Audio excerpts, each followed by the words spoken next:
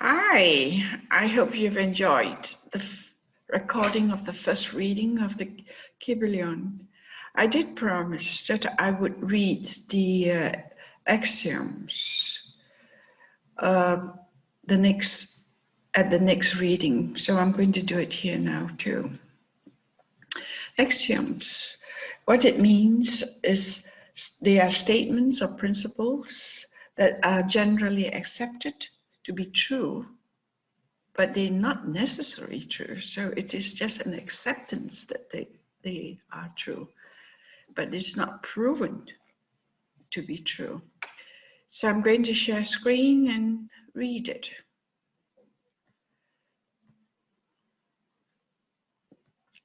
Great. And I'm going to move myself up here. In fact, I'm going to even hide it. Great. So axioms, Hermetic axioms. The Kybalion offers both philosophical and practical insights that can assist you with any endeavor. The 7 principles help to chart the territories of emotion, health, and materiality. The more you study these principles, the more you'll see examples of them in everyday situations. And this is the importance of this reading it together so that we can share these examples. That's when Hermetics begin to make sense and become incorporated into your life.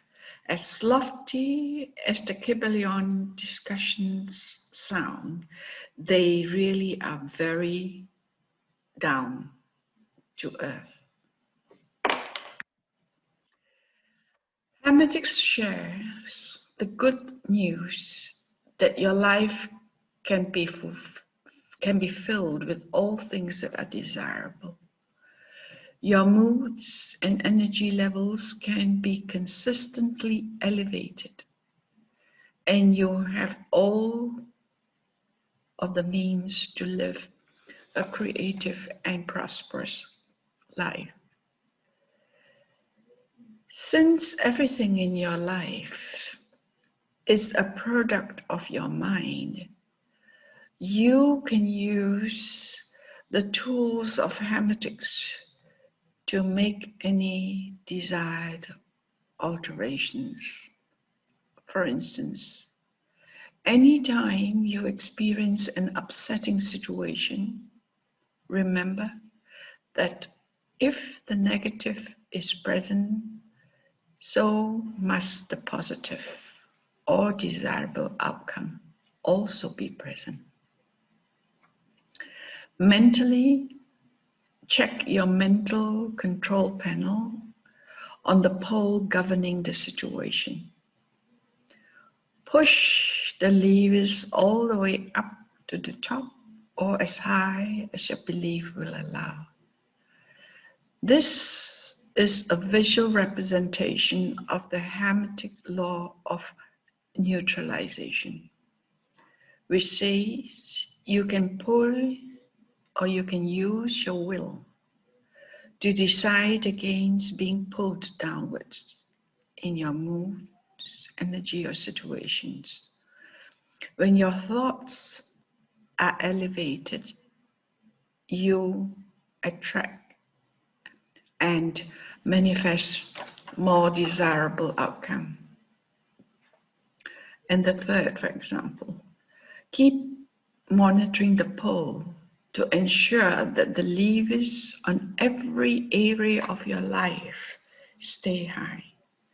This will help you to transmute undesirable situations into these desirable situations without strain. We'll be talking about this thing in this sacred principle of polarity. And what about angels, archangels, goddesses, ascended master, and the other spiritual helpers? As the Kybalion might own book and many people's experience attest, these celestial spirits are very involved in our lives. They live on the third plane of spirit, but they interact with both the physical and mental planes. The Kybalion always talks about the three planes, the physical, the mental, and the spiritual, because they vibrate at a higher frequency, meaning the spirits, than matter or mind. The angelic and ascended masters realm can help to elevate us. Just by thinking about angels and divinities, your thoughts are raised to a higher frequency. You can also ask these beings to assist you in keeping the levers high on your mental control panel. For me, this is the most interesting of the Kybalion.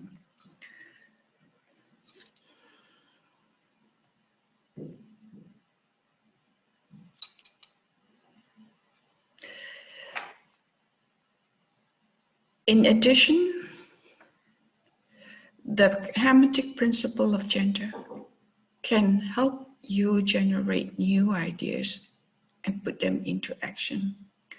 This principle can help you overcome self-doubt and procrastination tendencies. Your inner female energy is receptive and eternally patient, which is why she sometimes appears passive and unmotivated.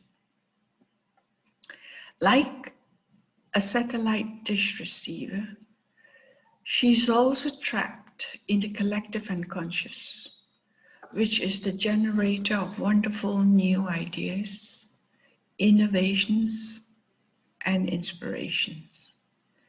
So your inner female is similar to a sensitive and creative artist who has wonderful ideas but doesn't act upon them.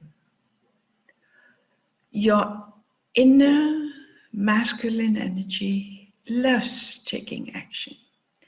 His energy is giving and enthusiastic, which is why he sometimes feels pushy or domineering. He's all action without the inspiration.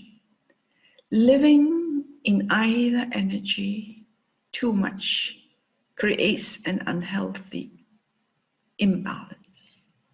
Yet, imagine if your inner sensitive female artist, with all her wonderful ideas, would work as a teammate with the inner male.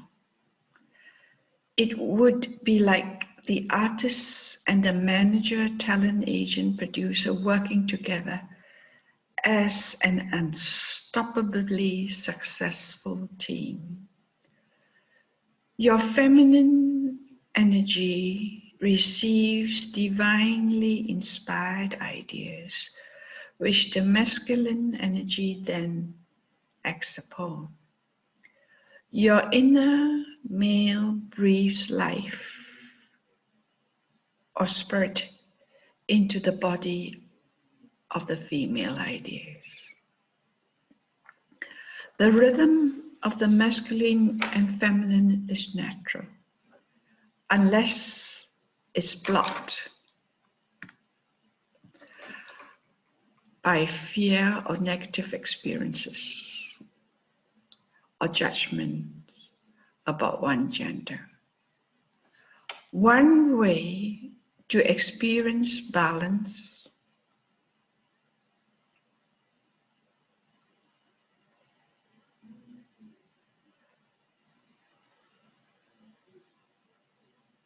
is to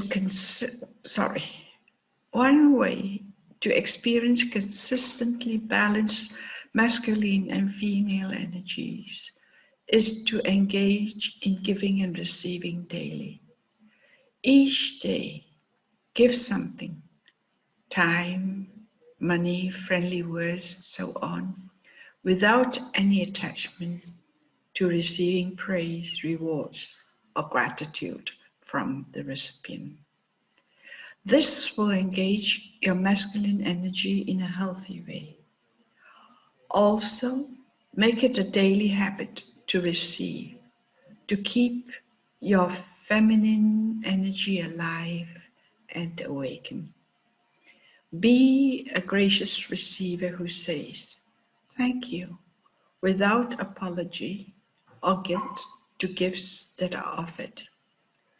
Your inner female is quietly receptive to the whispers of divinely inspired ideas. Her teammate, the inner male, is poised to lovingly put these ideas into action. This is the inner mystical marriage that sages have always discussed. This is the spark of divine magic. You are both high priests and high priestesses, wizard and sorceress.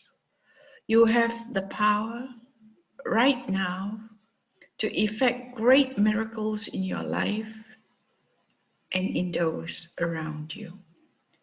You are forever a divine magician, and with the help of the 7 Hermetic principles, may you forever enjoy the fruits of these gifts. Then comes more axioms. It says, the possession of knowledge, unless accompanied by a manifestation and an expression in action, is like the hoarding of precious metals, a vain and foolish thing. Knowledge, like wealth, is intended for use. The law of use is universal, and he who violates it suffers by reason of his conflict with natural forces. And this, as I said before, is an axiom from the Kybalion. The above quotation, stated forcibly by the Kybalion, refers to the law of use. This law says that knowledge without use and expression is a vain thing, which brings no good to its possessor or to the human race.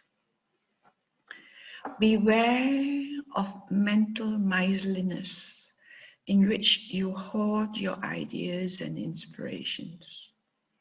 Instead, express into action that which you have learned. Study the axioms within the Kybalion, but practice them too. Hermetic teachings were kept securely locked in the minds of its teachers and students during times of religious intolerance. Yet, Hermes intended for these principles to be thought, studied, and put into practice. We give below some of the more important Hermetic axioms from the Kybalion, with a few comments added to each. Make these your own, and practice and use them, for they are not really your own until you have used them. To change your mood or mental state, change your vibration. This is so important. To change your mood or mental state, change your vibration. You may change your mental vibrations by directing your will and attention in the direction of a more desirable state. Will directs the attention, and attention changes the vibration. That's right. Will directs the attention, and attention changes the vibration. Cultivate the art of attention by means of the will, and you hold the secret to the mastery of moods and mental states. To destroy an undesirable rate of mental vibration, put into operation the principle of polarity and concentrate upon the opposite pole to that which you desire to suppress. Kill out the undesirable by changing its polarity. As I said before, this has been a particularly interesting principle for me. This is one of the most important of the Hermetic formulas. It is based upon true scientific principles. We have shown you that a mental state and its opposite were merely the two poles of one thing, and that by mental transmutation, the polarity might be reversed.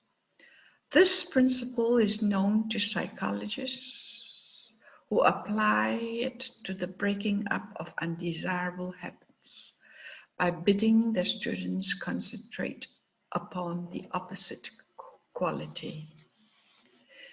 If you are fearful, don't waste time trying to kill out fear. Instead, cultivate the quality of courage, and fear will disappear. This is similar to turning on a light to illuminate a dark room instead of fighting the darkness. I'm going to repeat this sentence because it is important. If you are fearful, don't waste time trying to kill out fear. Instead, cultivate the quality of courage, and fear will disappear. This is similar to turning on a light to illuminate a dark room instead of fighting the darkness. To banish a negative quality, concentrate upon the positive pole of that same quality, and the vibrations will gradually change from negative to positive, until finally it will become polarized on the positive pole instead of the negative. The reverse is also true, as many have found out in their sorrow, when they have allowed themselves to vibrate too constantly on the negative pole of things.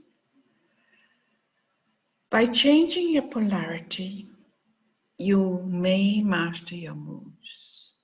Change your mental states, remake your disposition, and build upon character. Much of the mental mastery of Hermetics come from the application of polarity. This is, again, something I like to repeat. Much of the mental mastery of Hermetics comes from this application of polarity, which is one of the important aspects of mental transmutation. Remember this axiom from the Kybalion: mind, as well as metals and elements, may be transmuted from state to state, degree to degree, condition to condition, pole to pole, vibration to vibration. The mastery of polarization is the mastery of the mental transmutation or mental alchemy. Unless you acquire the art of changing your own polarity, you will be unable to affect your environment. An understanding of this principle will enable you to change your polarity, as well as that of others. If you will devote the time, care, study, and practice necessary to master the art, the principle is true, but the results obtained depend upon your persistent patience and practice. Now come for the next axiom. Rhythm may be neutralized by the application of the art of polarization, Kybalion. As we have explained in previous chapters, the principle of rhythm manifests on the mental and physical planes.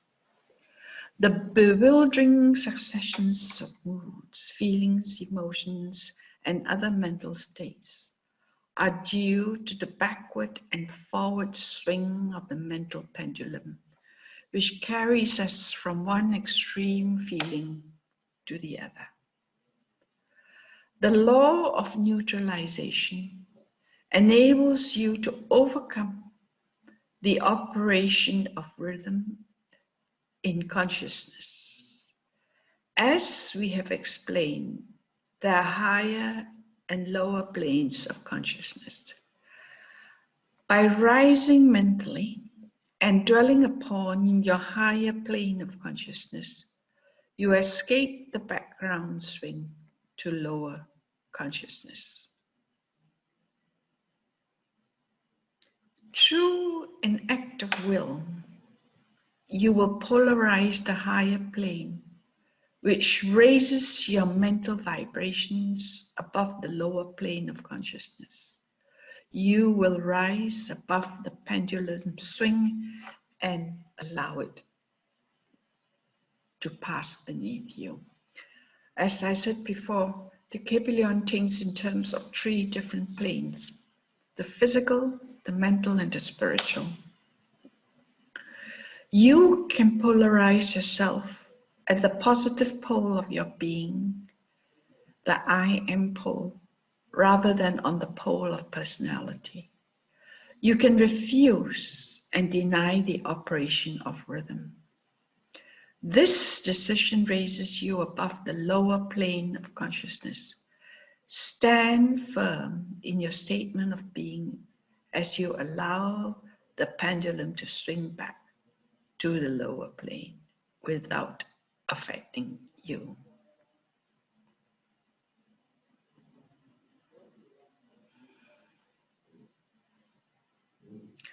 I got myself lost.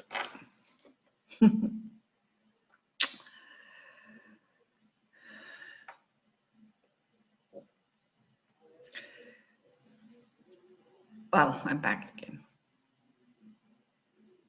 You can polarize yourself at the mental pole of your being, the I am pole, rather than the pole of personality.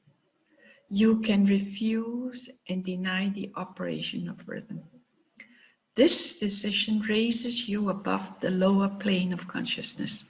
Stand firm in your statement of being as you allow the pendulum to swing back to the lower plane without affecting you.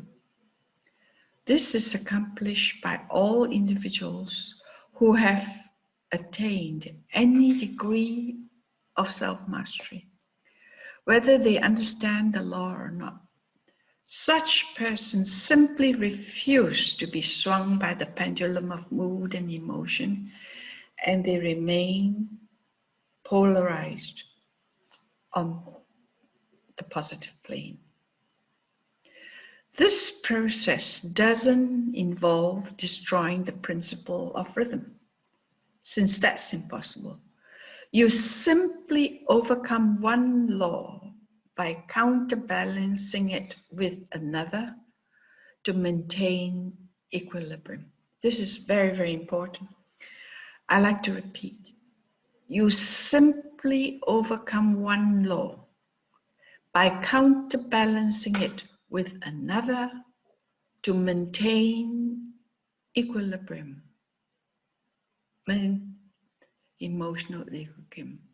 The laws of balance and counterbalance operate on the mental and physical planes. Once you understand and work with these principles, you will seem to overthrow natural laws.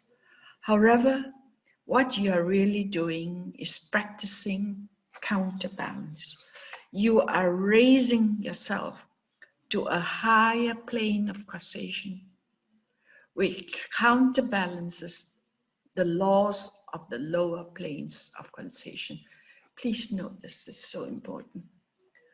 Nothing escapes the law, the principle of cause and effect, but there are many planes of causation, and one may use the laws of the higher to overcome the laws of the lower.